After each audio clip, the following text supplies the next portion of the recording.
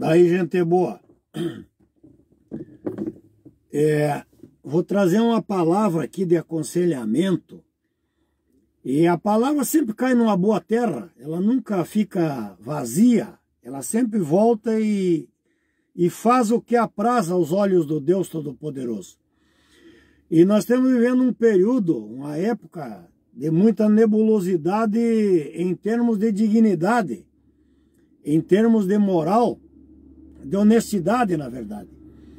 E a Bíblia fala em corrupção no capítulo 6 do livro de Gênesis, a corrupção generalizada do gênero humano. E a corrupção, ela destrói, disse Miqueias 2:10, que nós devemos levantar e andar por causa da corrupção que destrói de uma maneira simplesmente muito grande. E hoje vivemos uma carência de dignidade na vida dos seres humanos, mas particularmente das autoridades que estão na frente dos governos estaduais, municipais, federais e assim consecutivamente. Desvio de verba, e superfaturamento de obras, propina e corrupção. E a Bíblia diz que o dinheiro não é a raiz do mal, mas a ambição pelo dinheiro. Quando a pessoa endeusa o dinheiro, se idolatra pelo dinheiro, o dinheiro se torna a raiz, a causa dos males. E o amor ao dinheiro tem trazido muitas coisas ruins à humanidade, até mesmo perdas de vida. E eu quero dizer a você, no meio das trevas nós devemos resplandecer como uma luz. Jesus disse no Evangelho de Mateus 5:14, ele preocupado com seus discípulos, ele disse aos seus 12 discípulos, Judas traiu Jesus, mas colocaram no lugar de Judas Matias, porque a obra de Deus ela não fica vazias, e colocaram Matias no lugar de Judas. E Jesus, preocupado com os discípulos, ele disse aos discípulos, vós sois a luz do mundo, e a luz do mundo deve resplandecer no meio das trevas. Então mostre as vossas boas obras através das vossas vidas, porque vós sois a luz do mundo. Mateus 5:14. Quero relatar aqui alguns versículos e dizer a você, não macule a tua imagem, não macule o teu nome, não se envolva em corrupção, seja você um governo diferenciado, um prefeito, um governador do estado, uma autoridade civil diferenciada, não maculando a tua imagem, mostrando para quem você veio e resplandecendo ao mundo a luz que há em você, porque nós, no mundo obscuro de treva em que nós vivemos, nós precisamos mostrar a luz que realmente existe em nós, em termos de bons feitos em nossa vida. A Bíblia diz que na terra de Uz havia um homem chamado Jó. O livro de Jó foi escrito numa data incerta, mas acredita-se que ele foi contemporâneo de Abraão.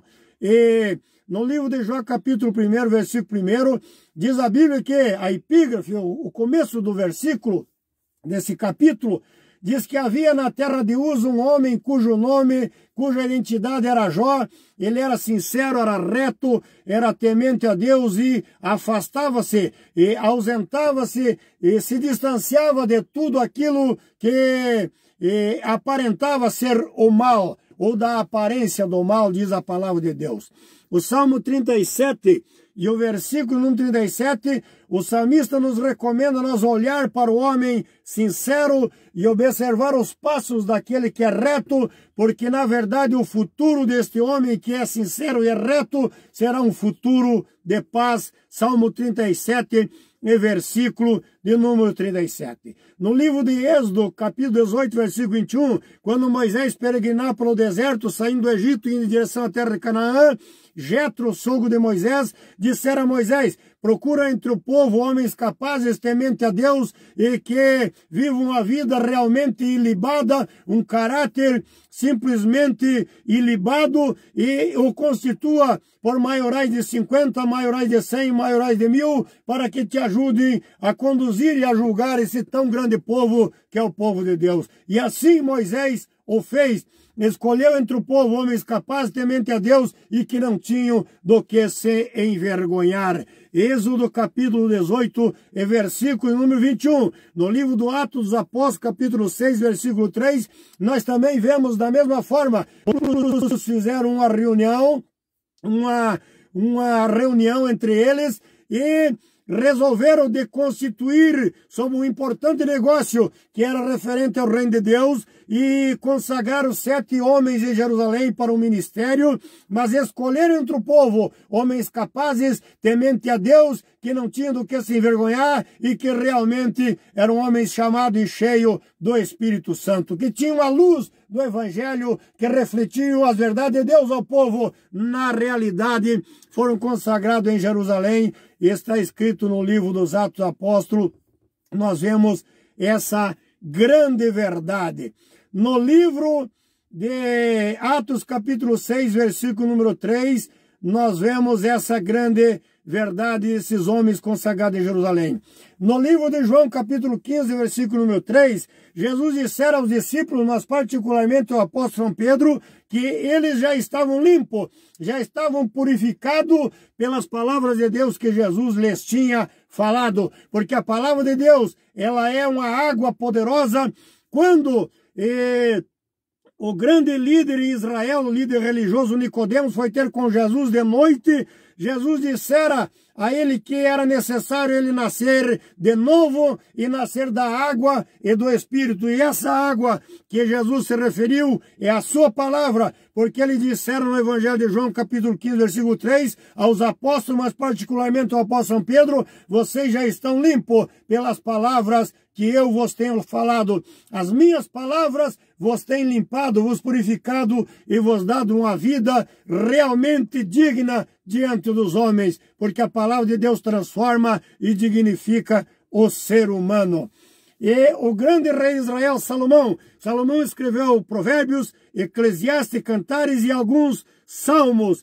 Salomão, no capítulo 9, versículo 8 do livro de Eclesiastes, ele dissera, dando uma recomendação ao povo, em todo o tempo sejam purificados, sejam alvos, sejam brancos as vossas vestimentas e nunca falte o azeite sobre a vossa cabeça.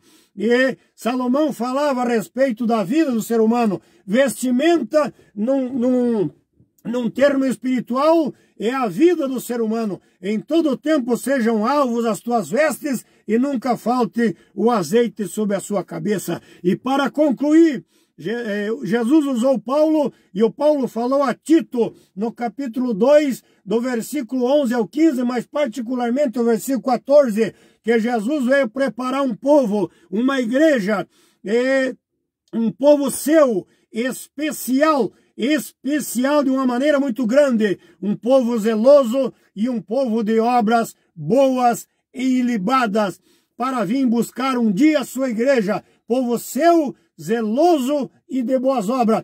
Então quero te deixar este conselho: não macule a tua imagem, não macule o teu nome, procure mostrar às pessoas que estão se espelhando em você, que você tem dignidade, tem caráter, tem pureza, tem uma vida condizente com o cargo que você ocupa. Deus que te abençoe, te guarde, te purifique e te livre de todo mal. E abençoa nosso Estado e abençoa nossa nação. Agora, em meio a essas catástrofes ambientais, está acontecendo em nosso país, particularmente em nosso Estado. Mostre para que você foi chamado e mostre para que você veio e dê um bom exemplo para os demais que estão se espelhando em você. Deus que nos abençoe, nos guarde e nos